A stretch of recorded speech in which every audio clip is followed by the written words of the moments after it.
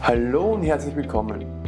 Das magische Dreieck besteht aus ISO, Belichtungszeit sowie Blende und ist eines der Fotografie-Grundlagen, die jede Fotografin und jeder Fotograf beherrschen muss.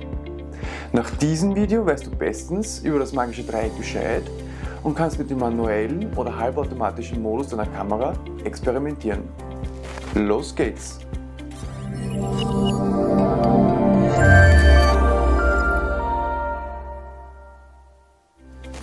Einsteiger in die Fotografie stehen oft vor einem riesigen Berg an Fragezeichen. Blende, ISO, Belichtungszeit, was ist das eigentlich alles? Stehen diese Dinge in einem Zusammenhang auf dem Weg zum korrekt belichteten Bild? Die Antwort? Ja, das tun sie. Und zwar in einem bekannten Belichtungsdreieck. Andere Bezeichnungen für das Belichtungsdreieck sind das magische Dreieck zwischen Belichtungszeit, ISO und Blende oder das magische Dreieck der Fotografie, Lichtdreieck nennen es auch einige und im Englischen heißt das Ganze Exposure Triangle. Das Belichtungsdreieck beschreibt quasi den Zusammenhang von Blende, Verschlusszeit und Lichtempfindlichkeitseinstellung des Sensors. Alle drei Werte sind voneinander abhängig. Das Verstellen von ISO und Belichtungszeit und Blende wirkt sich immer auf die Lichtmenge aus, die am Ende auf den Sensor unserer Kamera trifft. Anders als die ISO-Einstellung haben die Belichtungszeit und Blende auch einen kreativen Nutzen. Die Abhängigkeit der drei Werte kann gut aufgezeigt werden. Senkt man die ISO-Empfindlichkeit, muss die Verschlusszeit länger werden, die Blende mehr Licht hineinlassen oder beides kombiniert. Ich möchte jetzt nur ganz kurz auf die drei Ebenen des Dreiecks eingehen, da ich bereits zu jedem der Grundlagen ein einzelnes Video gemacht habe. Ich habe euch das auch in den Infokarten des Videos verlinkt. Fangen wir mit der Blende an. Die Blende steuert neben dem Lichteinfall auch die Tiefenschärfe. Die Tiefenschärfe ist ein Schlüsselelement, das nur durch die Blende und den Abstand der Kamera zum Fokuspunkt gesteuert werden kann. Wenig Tiefenschärfe bedeutet, dass die Blendenöffnung sehr groß ist und nur ein kleiner Teil des Bildes im Schärfebereich liegt und der Rest zunehmend unscharf wird bzw. verschwommen ist. Dann spricht man von Hintergrundunschärfe oder Bokeh-Effekt. Viel Tiefenschärfe hingegen bedeutet, dass die Blendenöffnung sehr klein und ein großer Teil des Bildes scharf ist. Die Blende funktioniert wie eine Pupille. Wenn es sehr hell ist, wird die Pupille ganz klein und wenn es dunkel ist, wird die Pupille ganz groß. Dementsprechend muss ich natürlich auch mit der Blende umgehen. Ist es sehr dunkel, muss ich schauen, dass ich die Blende ganz weit aufmache. Ist es sehr hell, schließe ich die Blende, so gut es geht. Nun zur Verschlusszeit. Durch die Verschlusszeit oder Belichtungszeit kann man bestimmen, wie lange der Sensor das Bild aufnimmt. Kurz gesagt. Eine kurze Verschlusszeit friert eine Bewegung ein, während eine lange Verschlusszeit die Bewegung während der Aufnahme aufzeichnet. Das nennt man dann auch Bewegungsunschärfe. Und zu guter Letzt die ISO. Die ISO ist die Lichtempfindlichkeit des Sensors. Je kleiner der Wert, desto kräftiger sind die Farben und schärfer das Bild. Je höher der Wert, desto körniger wird es und es sieht irgendwann nicht mehr gut aus. Dann spricht man auch von Sensorrauschen oder Bildrauschen. So, wie verwendet man jetzt eigentlich dieses Wissen oder wie geht man am besten vor? Gut, einen besten Weg gibt es eigentlich gar nicht.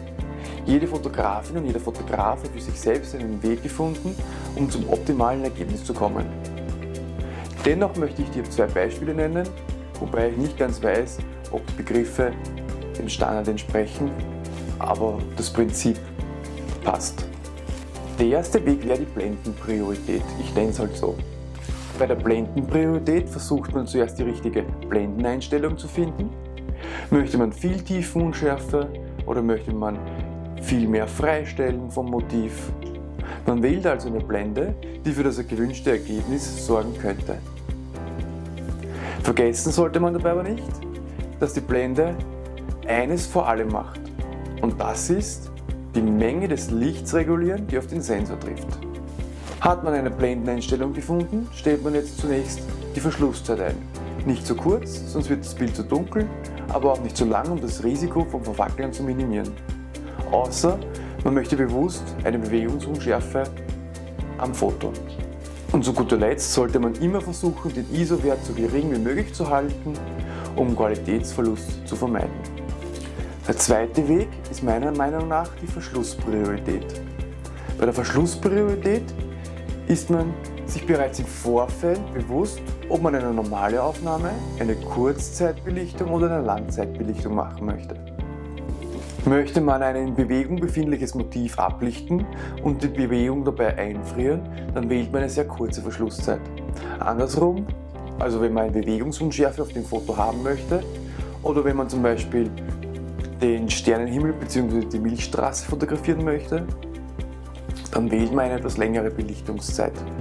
Nun, nachdem jetzt die Dauer der Belichtung feststeht, versucht man mit der Blendeneinstellung einen Wert zu finden, der das Bild nicht zu dunkel oder zu hell werden lässt. Im Gegensatz hierzu darf man nicht vergessen, dass die Blende nicht nur die Menge des Lichts steuert, sondern auch die Tiefenschärfe. Und zu guter Letzt sollte man auch hier versuchen, den ISO-Wert so gering wie möglich zu halten, um Qualitätsverlust zu vermeiden. Ist das Ziel einer Langzeitbelichtung, sollte der ISO-Wert 100 betragen. Abschließend in diesem Video möchte ich dir noch eine Möglichkeit geben, wie man dieses Belichtungsdreieck üben kann.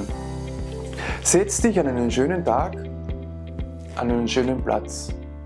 Stell deine Kamera auf den manuellen Modus, das ist das M oben auf der Kamera. Stell den ISO-Wert auf 400 und die Blende auf 8. Such jetzt die passende Verschlusszeit, um ein korrekt belichtetes Bild zu erhalten. Und nun verringere oder erhöhe den ISO-Wert, die Blende oder die Verschlusszeit. Und jetzt spielst du dich mit den Werten so lang, bis du wieder ein korrekt belichtetes Bild hast. So machst du dich mit dem magischen Dreieck der Fotografie vertraut. Wenn dir das Video gefallen hat, dann klick auf Gefällt mir und zeig mir, dass es dir gefallen hat. Wenn du noch Fragen hast zum Belichtungsdreieck oder zu den einzelnen Einstellungen, aber auch wenn du mir Feedback zu diesem Video geben möchtest, dann schreib mir einen Kommentar. Und zu guter Letzt vergiss nicht, meinen Kanal zu abonnieren, damit auch du kein neues Video von mir mehr verpasst. Außerdem ist ein Abonnement für mich ein Zeichen der Wertschätzung und ich würde mich riesig freuen.